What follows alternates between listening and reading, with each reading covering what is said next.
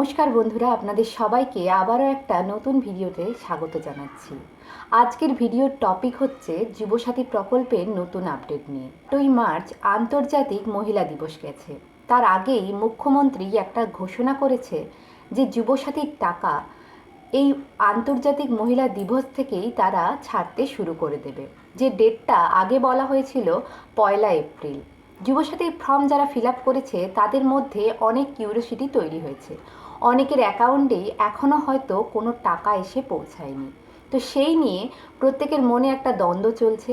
তো চলুন আজকের এই ভিডিওটিতে জেনে নিই যে আপনার যদি এখনও পর্যন্ত টাকা না ঢুকে থাকে আপনি কি করবেন, বা যাদের টাকা ঢুকেছে, মেসেজ এসছে অনেকের, এই পুরো বিষয়টা আলোচনা করব।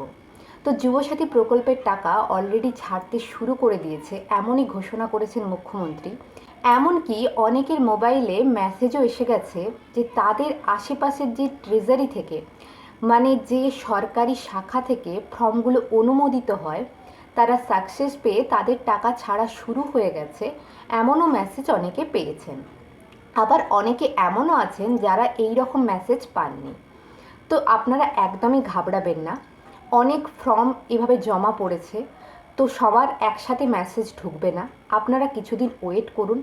অবশ্যই যদি সমস্ত কিছু ঠিক থাকে, আপনি যদি অন্য কোনো প্রকল্পের সহায়তা না পেয়ে থাকেন, তাহলে মুখ্যমন্ত্রীর প্রমিস অনুযায়ী আপনি টাকাটা পেতে পারেন, এটা আমাদের ধারণা।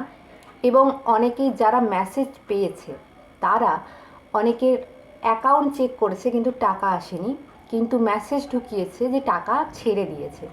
তো ওই টাকাটা যেটা ছেড়ে দিয়েছে ওটা আসতে 1 সপ্তাহ মতো টাইম লাগে। যারা আমরা কন্যাশ্রী পেয়েছি কিংবা সরকারের অন্যান্য কোনো প্রকল্প থেকে সহায়তা পেয়েছিলাম, তারা হয়তো জেনে থাকবে যে এরকম কন্যাশ্রী প্রকল্পের টাকা ছাড়ার আগেও একটা মেসেজ দিয়ে দেওয়া হতো যে টাকা অলরেডি ছেড়ে দেওয়া হয়েছে।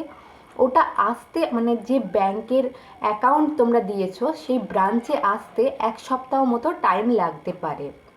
তো তাই ঘাবড়ানোর কিছু নেই। 1 সপ্তাহ পরে কি 2-4 দিন পরে তোমরা গিয়ে ব্যাংক স্টেটমেন্ট চেক করতে পারো, তোমাদের হয়তো টাকাটা ঢুকে যেতে পারে। তাই এটা নিয়েও ঘাবড়ানোর কিছু নেই। এটা নিয়ে অনেকে কনফিউজ ছিল।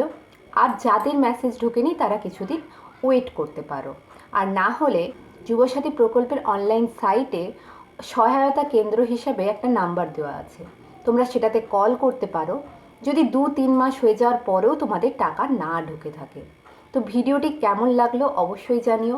যদি ইনফরমেটিভ মনে হয় অবশ্যই লাইক করো। আর এরকম ধরনের ভিডিও পেতে অবশ্যই চ্যানেলটিকে সাবস্ক্রাইব করে আমাদের সঙ্গে থেকো। ধন্যবাদ।